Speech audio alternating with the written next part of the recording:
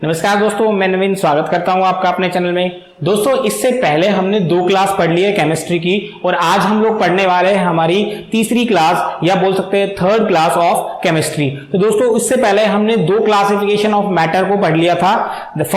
सबसे पहले हमने पढ़ा था physical classification of matter, then हम लोग मूव कर गए थे केमिकल क्लासिफिकेशन ऑफ मैटर में। और केमिकल क्लासिफिकेशन ऑफ मैटर में दोस्तों हमने होमोजीनियस, हेट्रोजीनियस और अगर बात करें कि सॉलिड, लिक्विड और गैस पढ़ा था हमने on the basis of space between 2 molecules and the force of attraction between 2 molecules. तो दोस्तों, ये क्राइटेरिया पे हम लोगों ने केमिकल क्लासिफिकेशन ऑफ मैटर के 2 टाइप्स पढ़ लिए थे। तो आज हम तीसरी टाइप की तरफ मूव कर रहे हैं और जो कि है केमिकल क्लासिफिकेशन ऑफ मैटर। तो दोस्तों, मैटर को हम लोग डिवाइड कर सकते हैं फिर से 2 पार्ट में, दैट इज प्योर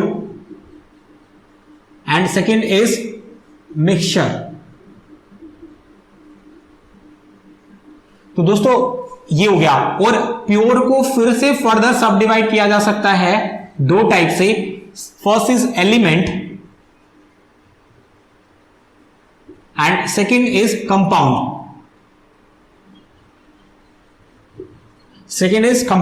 तो दोस्तों, फर्स्ट हम लोग प्योर को कंप्लीट करेंगे, देन हम लोग मूव करेंगे मिक्सचर पे। तो सबसे पहले टॉपिक जो हम डालते हैं दोस्तों, दैट इज प्योर।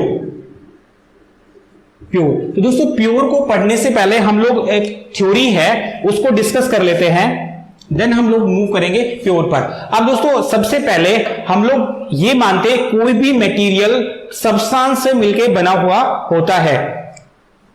सो हम लोग बोल सकते हैं ऑल द मटीरियल्स, आप इसे नोट करके लिख सकते हैं, नोट करके all the materials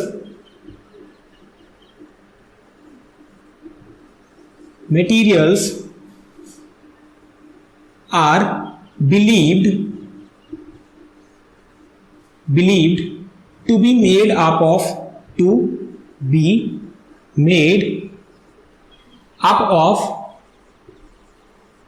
of substance।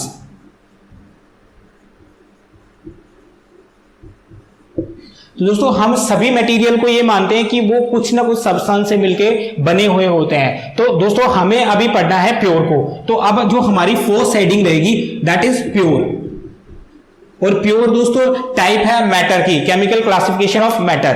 तो दोस्तों, हम किसी भी चीज को प्योर कब बोल सकते हैं, या मैं किसी भी मटेरियल को प्योर कब बोल सकता हूं, जब वो मटेरियल सिर्फ और सिर्फ 1 काइंड ऑफ सब्सटेंस या ओनली 1 सब्सटेंस से मिलके बना हुआ हो, तो उसको हम लोग बोल सकते हैं प्योर सब्सटेंस और pure.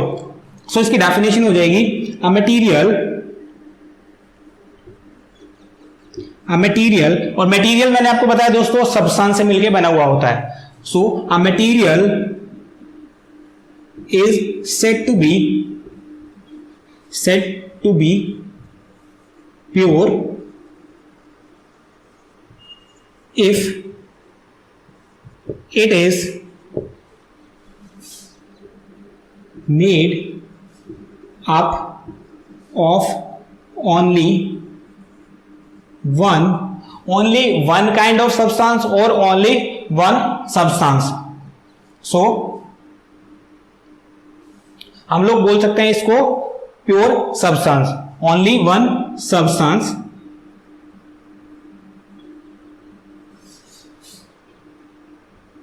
is called pure substance।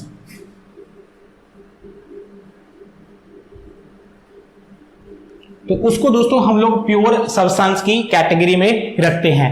अब दोस्तों, प्योर को हमने फर्दर सब डिवाइड कर दिया 2 डिफरेंट फॉर्म में, that is element and the second is compound. तो दोस्तों, अब हम लोग मूव करेंगे फर्स्ट ऑफ ऑल केमिकल और the types of pure substance. तो नेक्स्ट रहेगा दोस्तों टाइप्स ऑफ प्योर सब्सटेंस।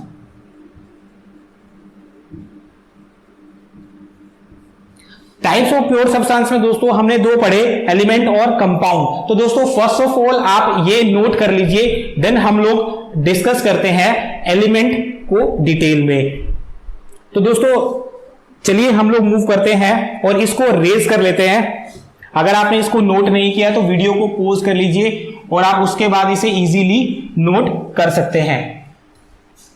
मैं जो ये डायग्राम है दोस्तों ये नहीं रेज कर रहा हूं क्योंकि इसकी हमें जरूरत पड़ने वाली है अभी और भी।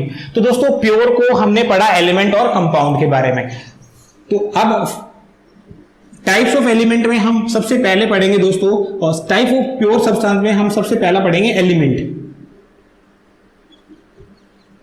एलिमेंट, क्योंकि दोस्तों ये बना किससे? प्योर से। तो मैं किसी भी मटेरियल को क्या कह सकता हूं कि मैटर की प्योरेस्ट फॉर्म क्या होती है दोस्तों? एलिमेंट। क्योंकि मैटर को डिवाइड किया हमने प्योर और मिक्सचर में, और प्योर सबसे आगे दो में डिवाइड हो गई, एलिमेंट और कंपाउंड में। तो दोस्तों मैं कह सकता हूं कि प्योर सब्सटेंस की सबसे सिंपलेस्ट फॉर्म या सबसे स्मॉलेस्ट यूनिट क्या होती है दोस्तों? एलिमेंट होती है, जिसकी डेफिनेट फिजिकल और केमिकल प्रॉपर्टीज होती है। तो इसको हम लोग लिख सकते हैं, it may be defined as the purest form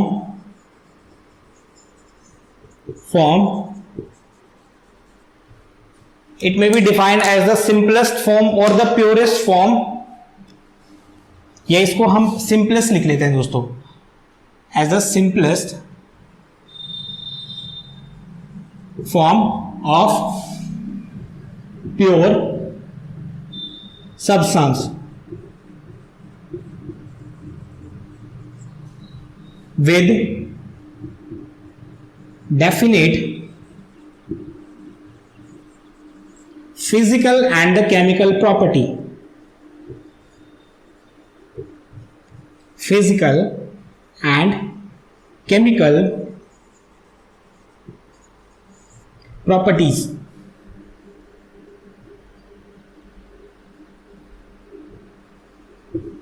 physical and the chemical properties. तो दोस्तों हमने पढ़ा कि जो प्योर सब्सटेंस होता है उसकी सबसे सिंपलेस्ट फॉर्म जो होती है या सबसे सिंपल जो फॉर्म होती है वो एलिमेंट को बोला जाता है दोस्तों। अब अगर बात करें ये एलिमेंट की दो डेफिनेशन बनती है दोस्तों। पहली डेफिनेशन हमने पढ़ ली, लेकिन अब दोस्तों इसमें एक चीज और आती है कि इसे हम लोग ब्रेक नहीं कर सकते इनटू इट्स डिफरेंट सब टाइप, यानी कि इसे और छोटे पार्ट में डिवाइड नहीं किया जा सकता या इसे कुछ छोटे पार्ट को मिला के बनाया नहीं जा सकता। सो इसको लिख सकते हैं हम लोग, they neither broken into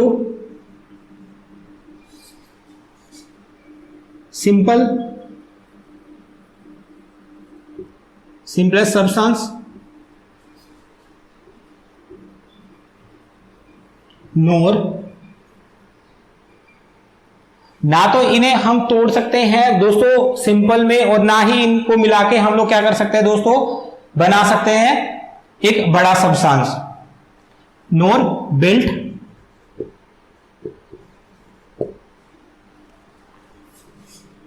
a big substance. ना तो इसे छोटे पार्ट में तोड़ा जा सकता, ना इसको मिला के बड़े पार्ट में बनाया जा सकता।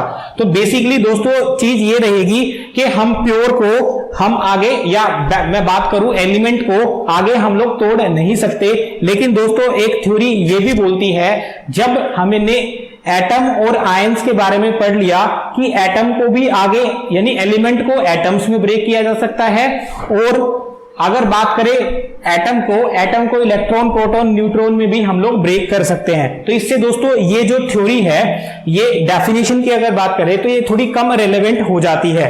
तो दोस्तों इसकी एक डेफिनेशन और बन जाएगी जो कि आज के टाइम में सबसे ज्यादा रेलेवेंट है। आई होप दोस्तों आपको समझ आ रहा होगा।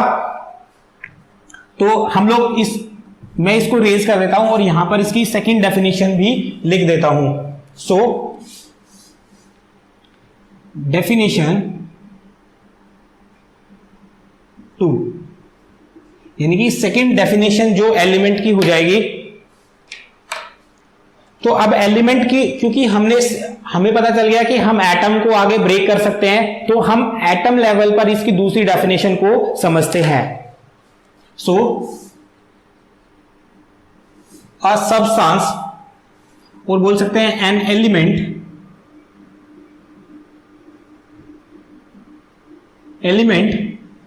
may be defined as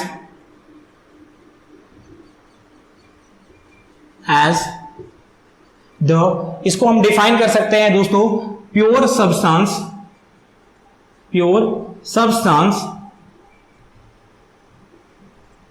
which is made up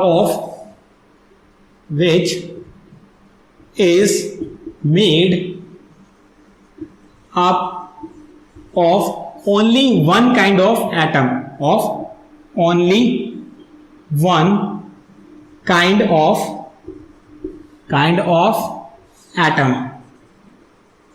यानी जो सिर्फ एक ही टाइप के एटम से मिलके बने हुए होते हैं दोस्तों, उनको बोला जाता है दोस्तों एलिमेंट। तो इस तरीके से दोस्तों एलिमेंट की डेफिनेशन हमने पढ़ ली। अब हम लोग मूव करते हैं दोस्तों कि अब तक हमें कितने एलिमेंट के बारे में पता है, यानी कि टोटल नंबर ऑफ एलिमेंट कितने हैं। तो दोस्तों अगर बात की जाए टोटल नंबर ऑफ एलिमेंट्स की, तो दोस्तों टोटल नंबर ऑफ एलिमेंट है 118 टोटल नंबर ऑफ एलिमेंट 118 है, जिसमें फर्स्ट एलिमेंट जो है अपना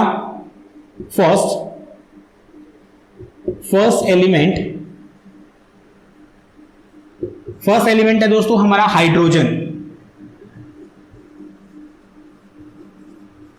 first element hydrogen, atomic number 1। तो दोस्तों अगर 118वें एलिमेंट की बात करें दोस्तों, तो 118वां एलिमेंट है ओर्गेनिसन, दैट इज ओर्गेनिसन।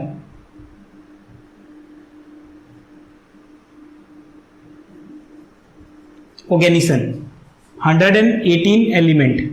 अब दोस्तों इन 118 एलिमेंट में भी बात करें तो इनके भी ग्रुप बना दिए जाते हैं दोस्तों पीरियोडिक टेबल, यानी कि पूरे के पूरे 118 एलिमेंट है, इनको हम डिटेल में पढ़ेंगे पीरियोडिक क्लासिफिकेशन ऑफ एलिमेंट में, यानी कि एलिमेंट के ऊपर पूरा एक चैप्टर है दोस्तों जो कि हमने डिस्कस किया था हमारे सिलेबस वाले वीडियो में। तो दोस्तों उसमें ज्यादा डिटेल में हम लोग इसमें बात करेंगे। फिलहाल हमें एलिमेंट को समझना है कि एलिमेंट क्या है। टोटल 118 एलिमेंट है, फर्स्ट एलिमेंट हाइड्रोजन है और ओर्गेनिसन 118वां और सबसे लास्ट एलिमेंट है। अब दोस्तों आपके माइंड में एक चीज आती होगी कि इनका जो नाम है एलिमेंट्स का वो कौन डिसाइड करता है। तो दोस्तों केमिस्ट्री में नेम जो नोमेनक्लेचर होता है, यानी कि एलिमेंट्स को या जो भी नई डिस्कवरी होती है उसको नाम देने के लिए एक अलग से ब्रांच बनाई गई है, संस्था बनाई गई है, ऑर्गेनाइजेशन हम बोल सकते हैं। तो दोस्तों उसका नाम है IUPAC, international union of pure and applied chemistry. दोस्तों ये ब्रांच है जो जितने भी नए एलिमेंट्स हैं उनका नेमिंग करने का काम करती है। तो इसके ये भी कई बार पूछा गया है दोस्तों एग्जाम में, तो इसको हम देख लेते हैं। International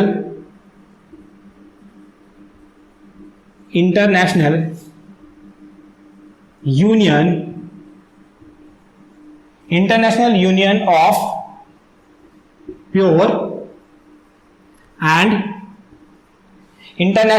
of pure and applied chemistry.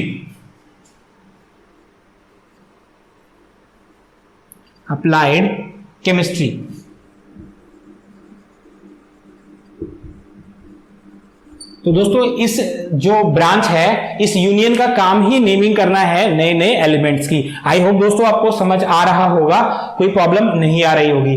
अब दोस्तों हमने बात किया सबसे पहले केमिकल क्लासिफिकेशन ऑफ मैटर की। उसमें केमिकल क्लासिफिकेशन में हमने मैटर को दो टाइप में ब्रेक किया, प्योर एंड मिक्सचर। और प्योर को फिर से हमने दो टाइप में ब्रेक कर दिया दोस्तों, एलिमेंट और कंपाउंड। अब दोस्तों एलिमेंट को भी हम आगे फर्दर सब डिवाइड करते हैं, उससे पहले थोड़ी सी और चीजें हम लोग इसमें देख लेते हैं। हमें एलिमेंट के बारे में पता लग गया।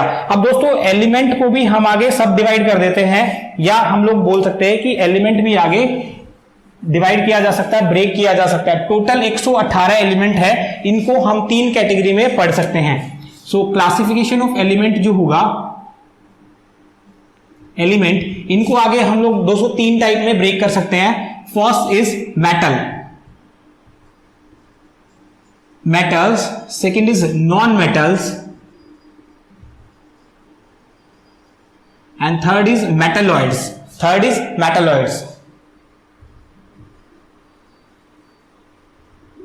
मेटालॉइड्स या इनको एक नाम से और बोलते हैं दोस्तों, semiconductor.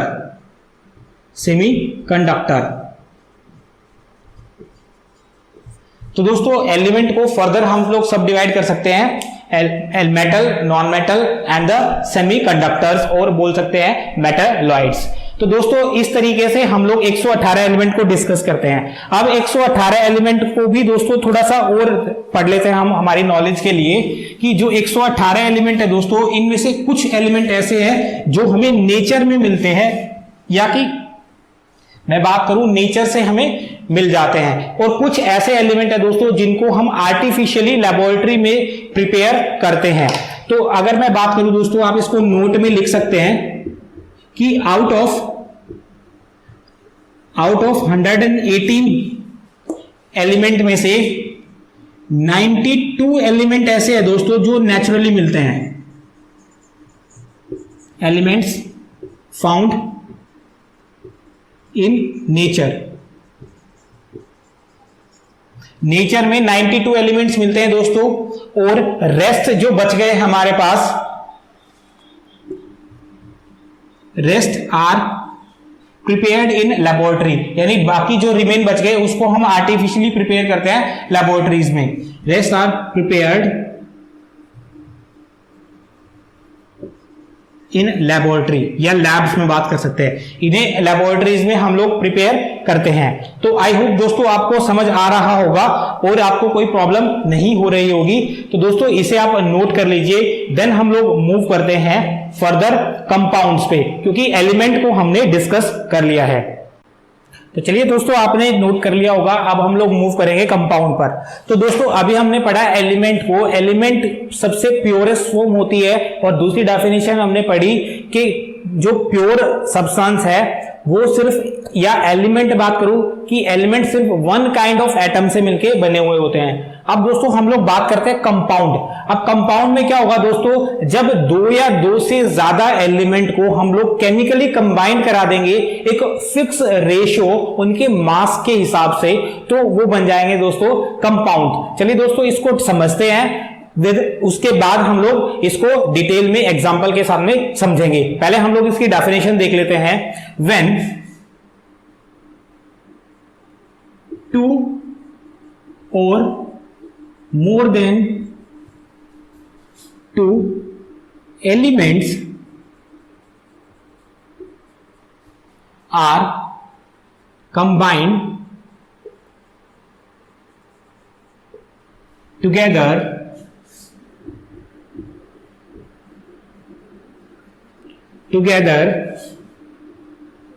in fixed together chemically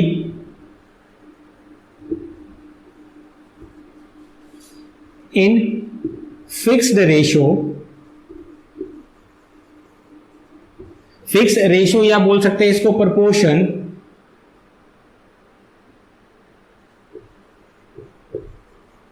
proportion, by mass,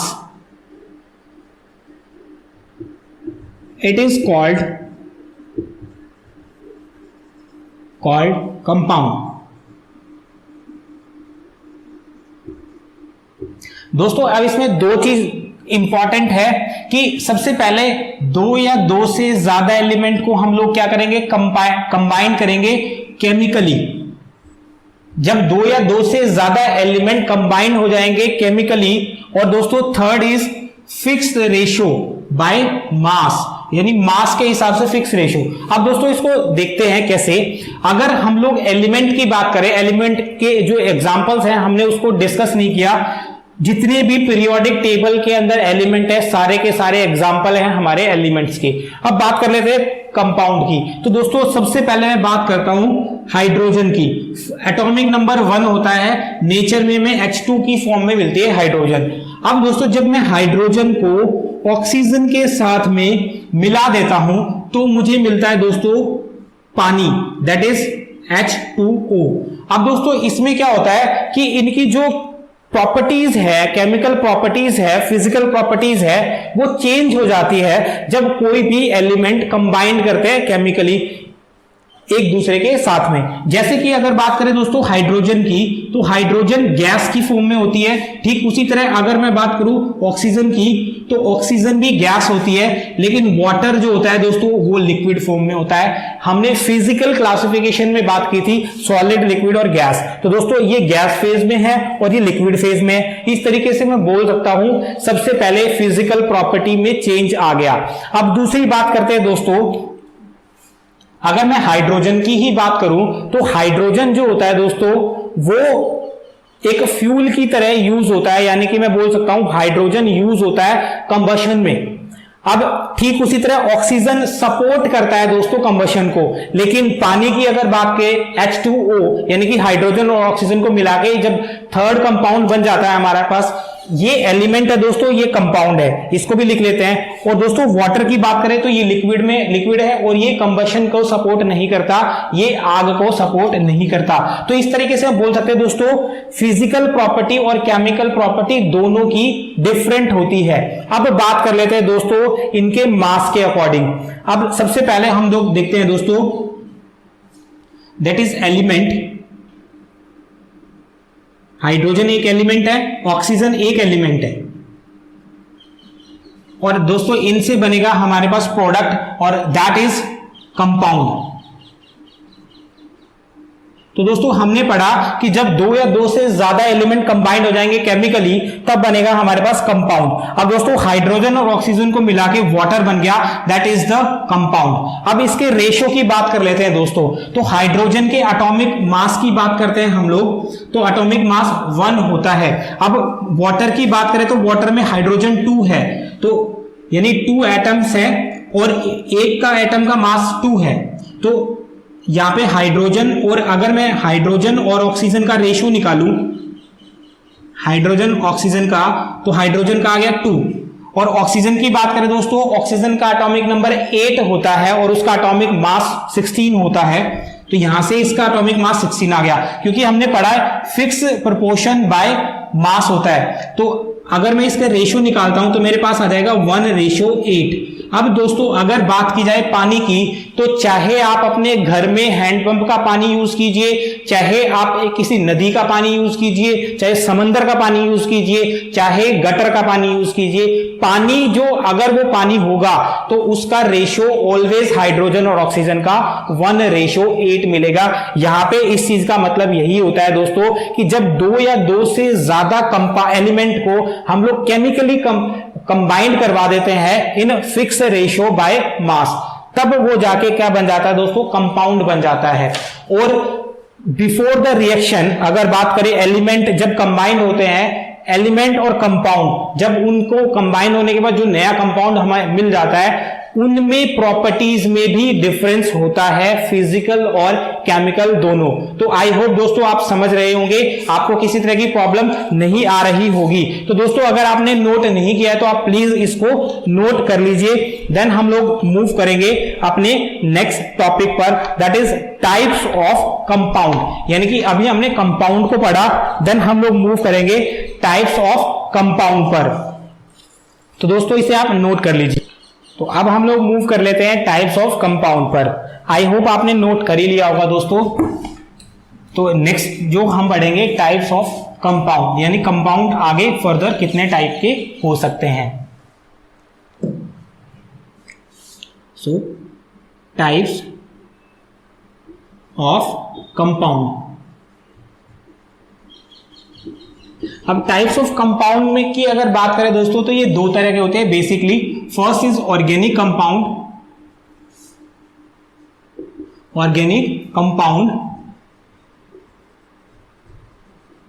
and second is inorganic compound.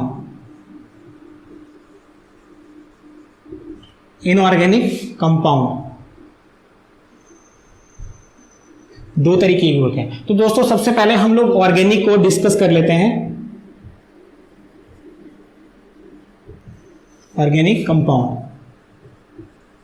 अब दोस्तों कंपाउंड को हम लोग समझ चुके हैं, कंपाउंड क्या होता है, किस तरह से कंपाउंड हम लोग फॉर्मेशन करते हैं। तो दोस्तों अब ऑर्गेनिक की अगर बात करें दोस्तों, जो कंपाउंड हम लोग ऑब्टेन करते हैं, या हम बात कर सकते हैं जो कंपाउंड हमें एनिमल और प्लांट से मिलते हैं, उनको बोलते हैं organic compound. So those compound obtained from plant and animals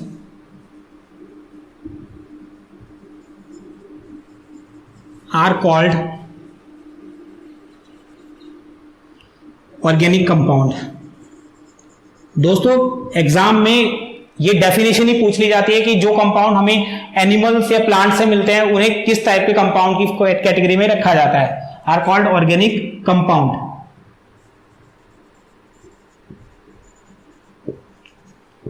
अब दोस्तों इसका एक क्लासिफिकेशन और हम लोग कर सकते हैं, दैट इज कि ऑर्गेनिक का मतलब, अब दोस्तों एक चीज मैं आपको बता दूं कि कार्बन और कार्बन के साथ जितने भी कंपाउंड बनते हैं वो सारे के सारे इंक्लूड होते हैं हमारे ऑर्गेनिक कंपाउंड में, क्योंकि ह्यूमन और प्लांट, या मैं बात करूं एनिमल और प्लांट बॉडी में, दोनों में ही कार्बन मेजर रूप से हमें मिल जाता है। तो इसलिए दोस्तों ये डेफिनेशन हमें दी गई है। तो इसलिए हम एक डेफिनेशन और बता सकते हैं कि जो कंपाउंड कंटेन करते हैं carbon, hydrogen, nitrogen, oxygen, sulphur etcetera, उनको बोलते हैं दोस्तों ऑर्गेनिक कंपाउंड। ठीक है, तो इसको लिख सकते हैं,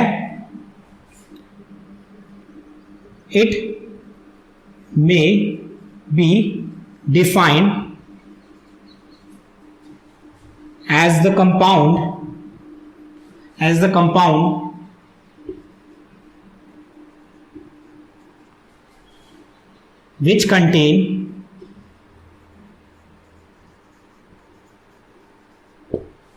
which contain carbon, hydrogen,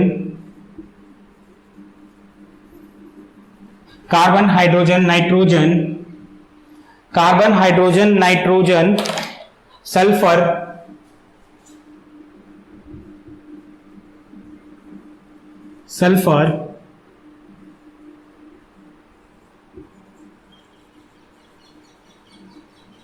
etc.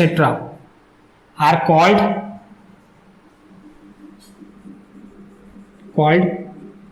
organic compounds।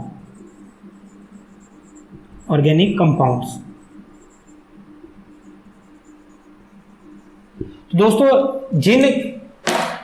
जो compound carbon, hydrogen, nitrogen, oxygen, sulphur, इन चीजों को, इन एलिमेंट्स को कंटेन करते हैं, उनके कॉम्बिनेशन से जो कंपाउंड बनते हैं उनको हम ऑर्गेनिक कैटेगरी में रखते हैं। अब दोस्तों अगर बात कर लिया जाए बेस ऑफ ऑर्गेनिक कंपाउंड का, तो carbon is a base of organic compound. ऐसा क्यों होता है दोस्तों? क्योंकि कार्बन के अंदर एक स्पेशल टाइप की क्वालिटी होती है कि वो अपने ही एलिमेंट यानी सेम एलिमेंट के साथ एक लंबी चेन बना सकता है, जिसको बोलते हैं catenation. Catenation is the power और the ability to make chain with self और इटसेल्फ कंपाउंड, यानी खुद के जैसे कंपाउंड के साथ में चेन बनाने की जो क्वालिटी है या जो प्रोसेस है उसको बोला जाता है दोस्तों कैटिनेशन। आई होप दोस्तों आपको समझ आ रहा होगा। तो दोस्तों यहां पे हम ऑर्गेनिक कंपाउंड की दो डेफिनेशन को स्टडी कर चुके हैं। अब दोस्तों हम लोग एग्जांपल लेते हैं, क्या क्या एग्जांपल हो सकते हैं ऑर्गेनिक कंपाउंड के। तो आई होप दोस्तों आपने नोट कर लिया होगा, और अगर नोट नहीं कर पाए तो वीडियो को पॉज कर लीजिए और देन आप इसे इजीली नोट कर सकते हैं। अब मैंने आपको एक एग्जांपल दिया दोस्तों कि कार्बन के साथ में carbon, hydrogen, nitrogen, oxygen, sulphur etcetera जितने भी एलिमेंट है जब आपस में कंबाइंड हो जाएंगे तो हमारे पास ऑर्गेनिक कंपाउंड बन जाएगा। तो दोस्तों जैसे कि सबसे पहले बात कर लेते हैं CH4, इसके अंदर कार्बन है और हाइड्रोजन है और दो एलिमेंट है, इसलिए मैं बोल सकता हूं कंपाउंड है। तो दोस्तों ये बनता है मीथेन। Methane gas. और अगर CO2 ये भी क्या है दोस्तों, एक कंपाउंड ही है, that is carbon dioxide. Carbon dioxide, carbon dioxide. CO carbon monoxide,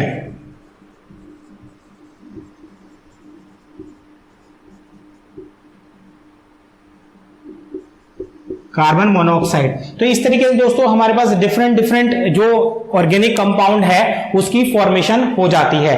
I hope दोस्तों आपको समझ आ रहा होगा। अब दोस्तों हम लोग बात करते हैं second type of compound, that is inorganic compound.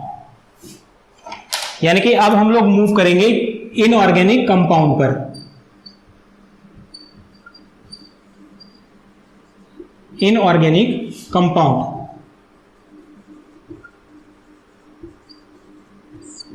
अब दोस्तों इनऑर्गेनिक कंपाउंड की बात करते हैं। अब हमने ऑर्गेनिक कंपाउंड के बारे में पढ़ा कि जो कंपाउंड हम लोग ऑब्टेन करते हैं या जो कंपाउंड हमें मिलते हैं एनिमल से और प्लांट से, तो वो तो आते हैं दोस्तों ऑर्गेनिक कंपाउंड के under.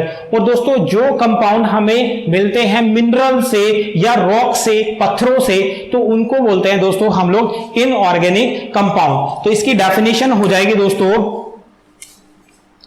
Those compound obtained from minerals and rocks are called inorganic compounds.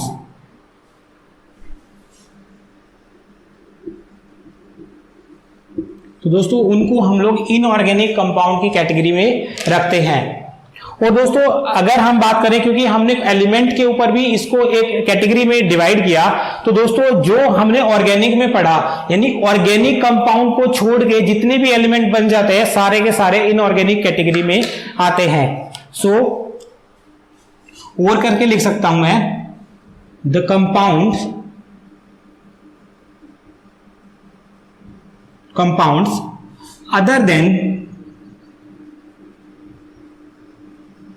other than organic compound